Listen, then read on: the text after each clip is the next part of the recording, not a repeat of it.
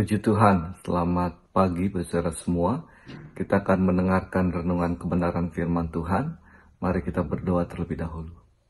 Bapa kami yang di sorga, kami bersyukur buat kebaikan Tuhan yang menjadi bagian kehidupan kami. Kiranya Tuhan Yesus Kristus dipermuliakan sekarang sampai selama-lamanya.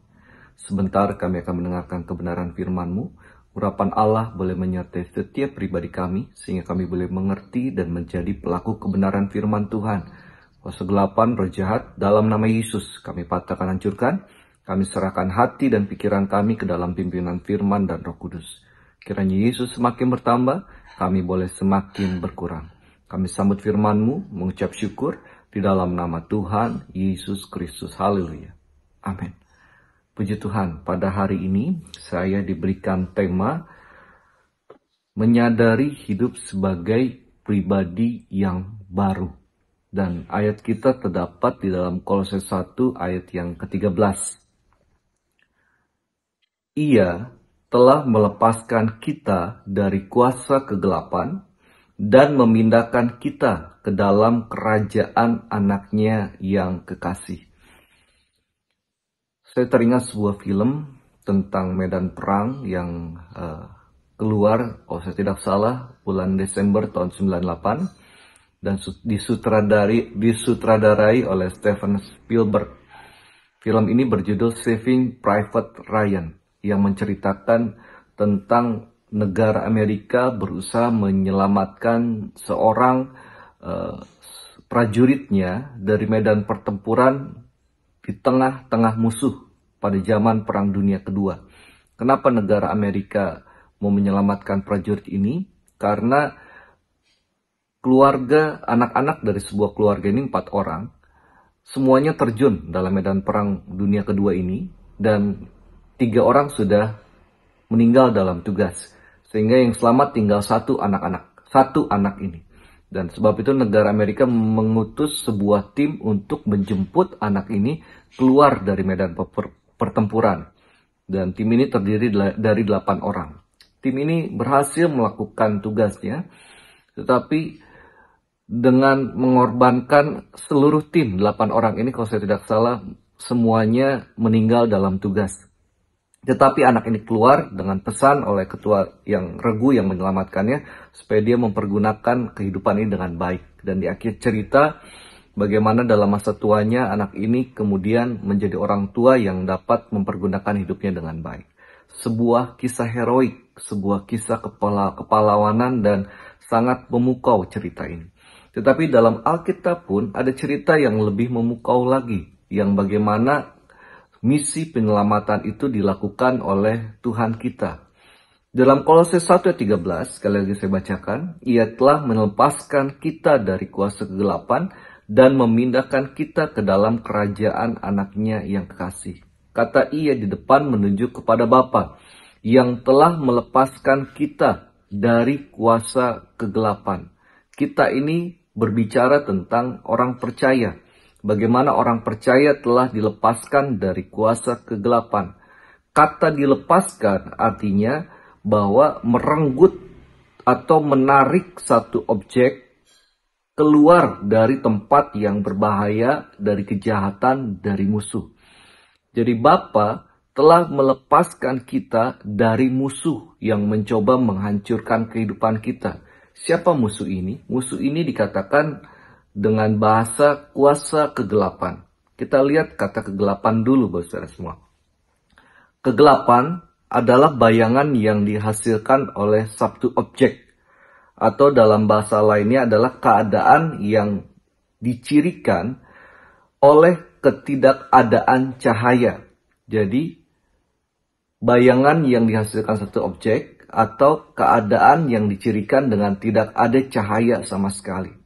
Dan akibat kegelapan ini, manusia yang memiliki panca indera penglihatan yang baik sekalipun, dia tidak dapat melihat keadaan di sekelilingnya. Sehingga untuk melakukan sesuatu, dia harus meraba. Dan akibat manusia tidak dapat melihat apa yang ada di sekelilingnya, menimbulkan satu rasa cemas, satu rasa takut, satu rasa khawatir. Inilah yang diproses, yang dihasilkan dari sebuah kegelapan. Dan kata kegelapan ini dikatakan memiliki kuasa. Kuasa di sini artinya adalah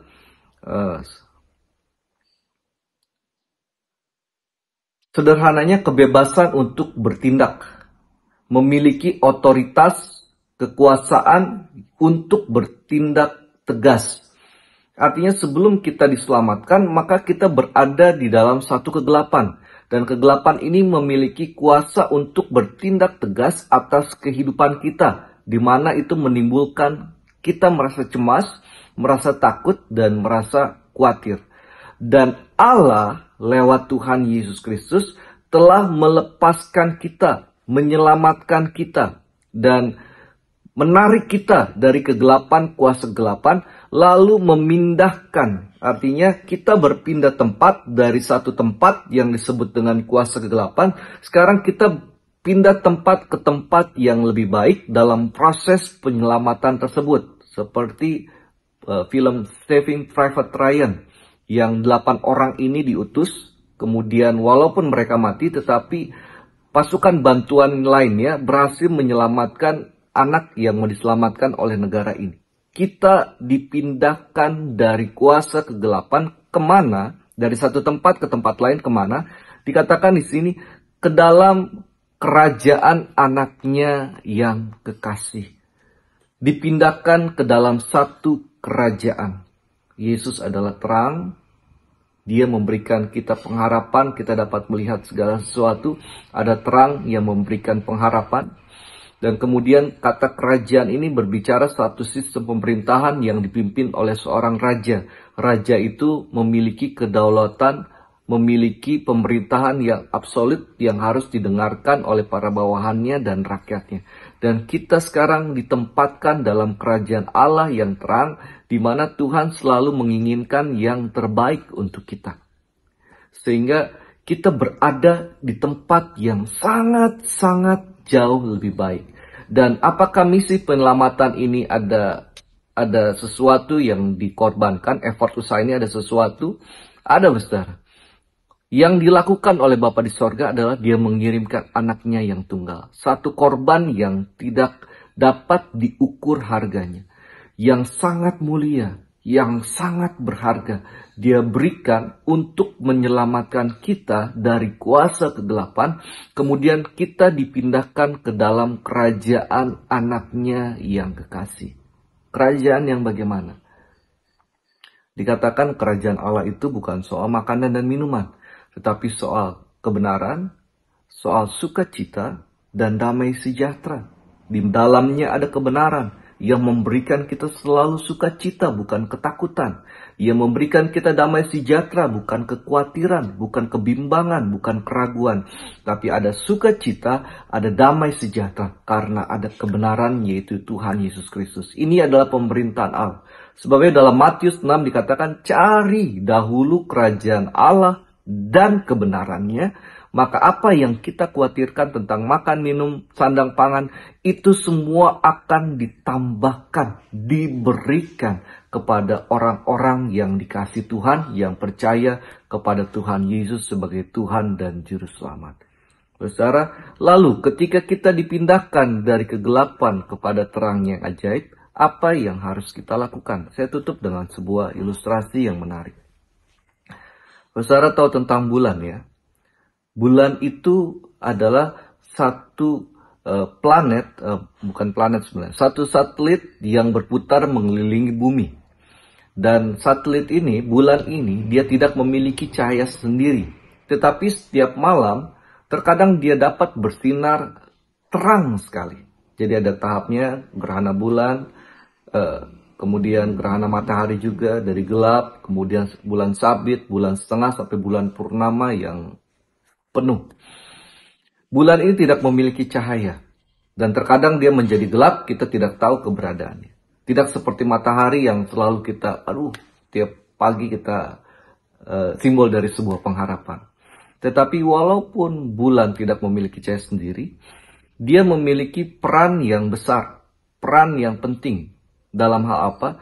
Pergerakan air di seluruh dunia ini.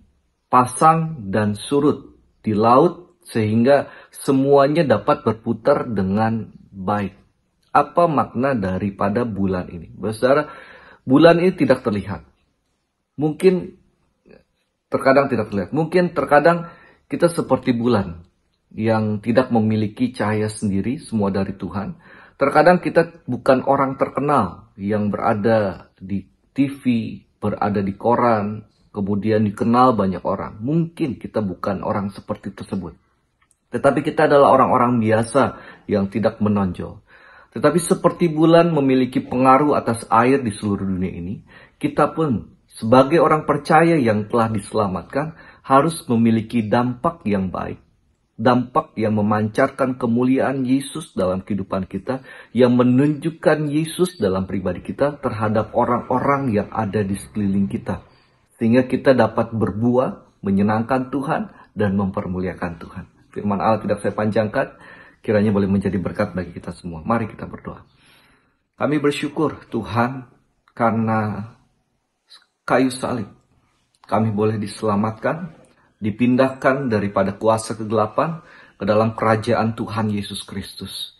Dan biarlah lewat keselamatan yang kami terima ini, kami boleh pergunakan dengan hati yang takut akan Tuhan, sehingga hidup kami ini boleh memberi dampak, mempermuliakan Tuhan Yesus Kristus bagi orang-orang di sekeliling kami.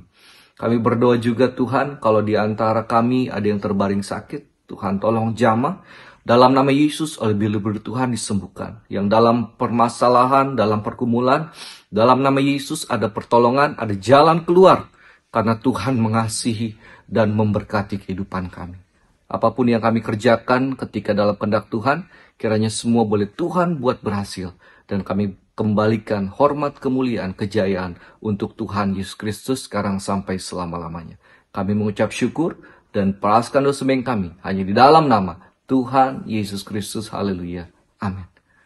Selamat pagi saudara semua. Selamat beraktivitas. Tuhan Yesus memberkati.